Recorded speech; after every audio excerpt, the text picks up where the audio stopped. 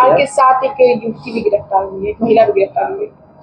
इसमें आप जैसे कि आप सभी को ज्ञात है कि डोरंडा में सितंबर के महीने में एक फायरिंग की घटना को अंजाम दिया गया था, जिसमें कोयलांचल शांति सेना नाम के गिरोह ने उसकी जिम्मेदारी ली थी। और उसके बाद पुलिस ने अनुसंधान करते हुए शुरू में कुछ लोगों को गिरफ्तार किया था। उसमें तुपुदाना थाना अंतर्गत उन्हीं लोगों के साथ पुलिस की मुठभेड़ भी हुई थी। और उसके कुछ सप्ताह के पश्चात एक और गिरफ्तारी हुई थी। 3 से 4 लोगों की दोबारा से गिरफ्तारी हुई थी। इसी कांड में पुलिस ने और आगरतरा अनुसंधान करते हुए डीप इन्वेस्टिगेशन, आगे जो फर्दर इन्वेस्टिगेशन किया, अलग अलग तथ्यों पे जांच करी, तो इससे ये पता चला है कि जो ये कोयलांचल शांति सेना नाम का जो समूह था, इसे सुजीत सिन्हा द्वारा इसका यूज़ किया जा रहा था। इसको सुजीत सिन्हा ने एक पुलिस और पब्लिक में भ्रम पैदा करने के लिए इस गिरोह की शुरुआत करी थी।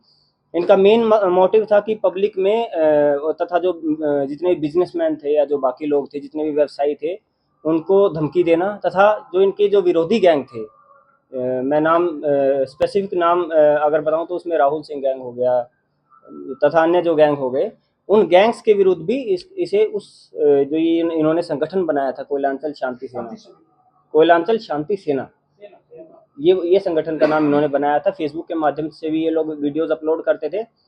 तो इस गिरोह का फिर उसके बाद पर्दाफाश हुआ है तथा कुछ महत्वपूर्ण तथ्य इसमें सामने आए हैं, और ये रांची पुलिस की एक महत्वपूर्ण उपलब्धि है। इसमें ये सामने आया है कि सुजीत सिन्हा डायरेक्टली प्रिंस खान जो अभी यूएई में है, तथा जितने बिजनेसमैन वगैरह हैं, उनको धमकी देता रहता है।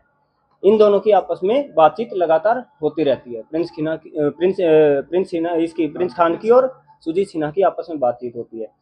दूसरे तथ्य इसमें सामने आया है कि प्रिंस खान पाकिस्तान से बॉर्डर क्रॉस करवा के पंजाब से ड्रोन के थ्रू एयर ड्रॉप करवाता था वेपन्स, और उन वेपन्स की डिलीवरी जो है सुजीत सिन्हा रिसीव करके रांची में उन वेपन्स की एंट्री करवाता था।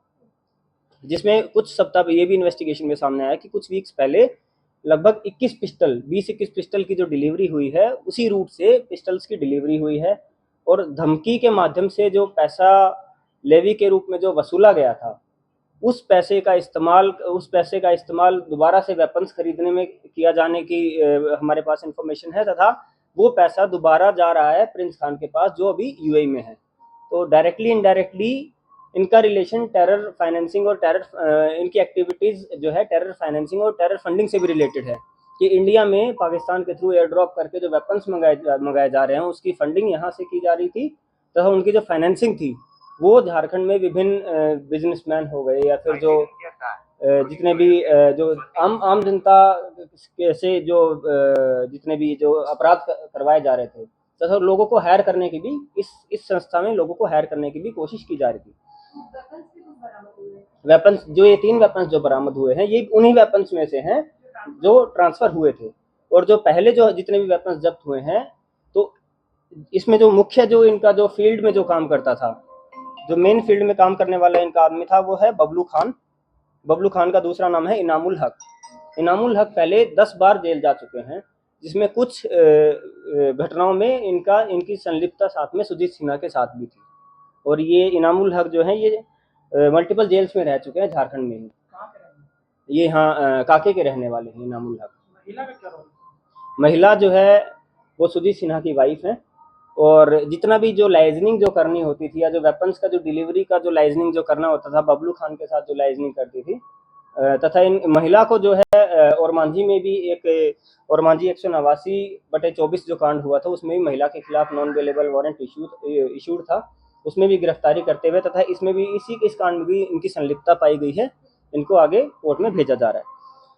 और अगर देखेंगे तो इसमें एक रवि आनंद उर्फ सिंघा नाम के व्यक्ति हैं, उनको बबलू खान ने अपने पास बॉडीगार्ड के रूप में रखा था, तथा इनके और जो 2 साथी हैं, मोहम्मद शाहिद उर्फ अफरीदी और एक मोहम्मद सिराज, ये दोनों बबलू खान के रिलेटिव हैं।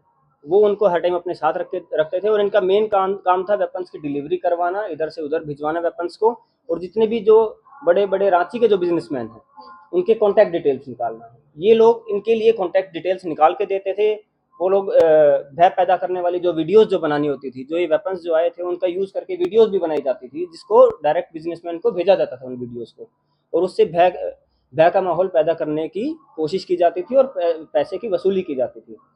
तो इस सारे में इनके जितने भी हमारे पास डिवाइसेस जो मिले हैं उसमें हमें काफ़ी स्क्रीनशॉट्स हो गए, जो अन्य साक्ष्य भी हमें मिले हैं, जिससे इनका डायरेक्ट इन्वॉल्वमेंट हमें पता चलता है।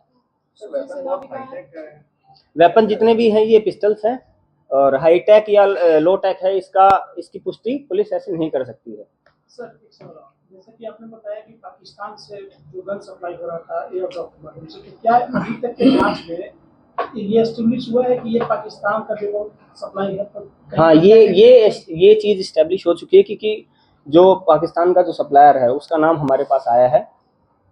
हम वो पब्लिकली डिस्क्लोज नहीं कर सकते हैं जो सप्लायर है। हमें ये भी पता है कि जो वेपन एयर ड्रॉप हो रहा था वो कहाँ एयर ड्रॉप हो रहा था, और हमें ये भी मालूम हुआ है कि वहाँ से कुछ लड़कियाँ भी वेपन्स की डिलीवरी करने के लिए रांची आती थी।